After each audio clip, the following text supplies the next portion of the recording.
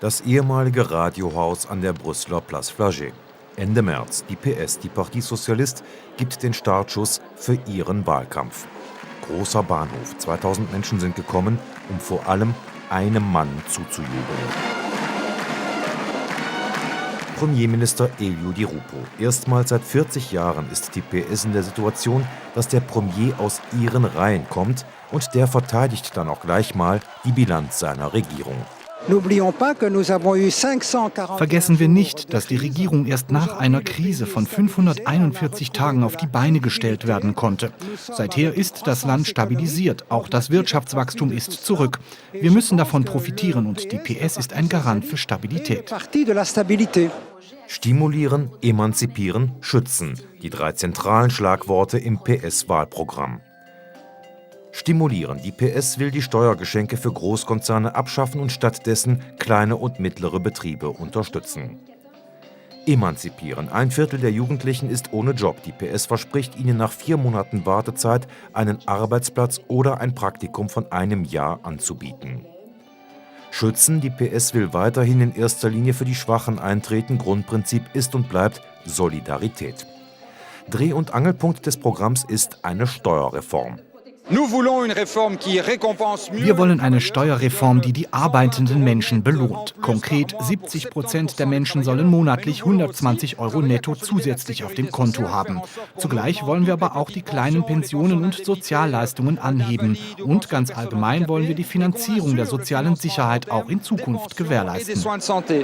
Steuerreform, das ist quasi das Wahlkampfthema. Auch die Liberalen haben eine vorgelegt, der Lieblingsfeind. An der MR lassen die Sozialisten denn auch kein gutes Haar. Doch es gibt noch einen zweiten Gegner, die NVA, nationalistisch-separatistisch. Beide haben einen gemeinsamen Feind, sagt Elio Di Rupo, uns, die Sozialisten. Le nationalisme d'une part, l'ultralibéralisme d'autre part ont un obstacle commun. Nous, les socialistes. Man spürt, dass die rechten Parteien eine Regierung ohne die Sozialisten bilden wollen. Es wird ein harter Kampf, aber wir nehmen die Herausforderung an.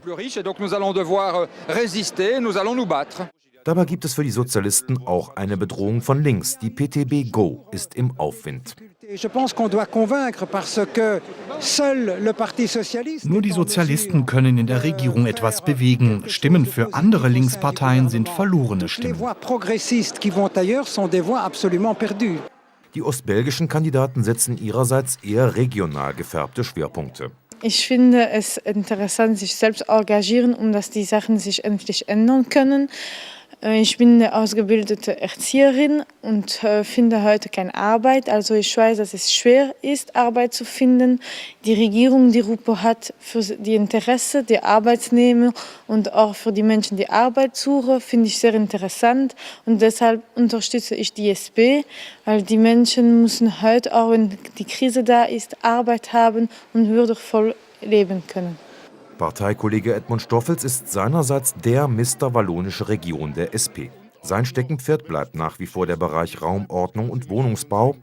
Eine zweite Herausforderung wird sicherlich darin bestehen, dass wir den Leuten helfen, die Energierechnungen in den Griff zu kriegen.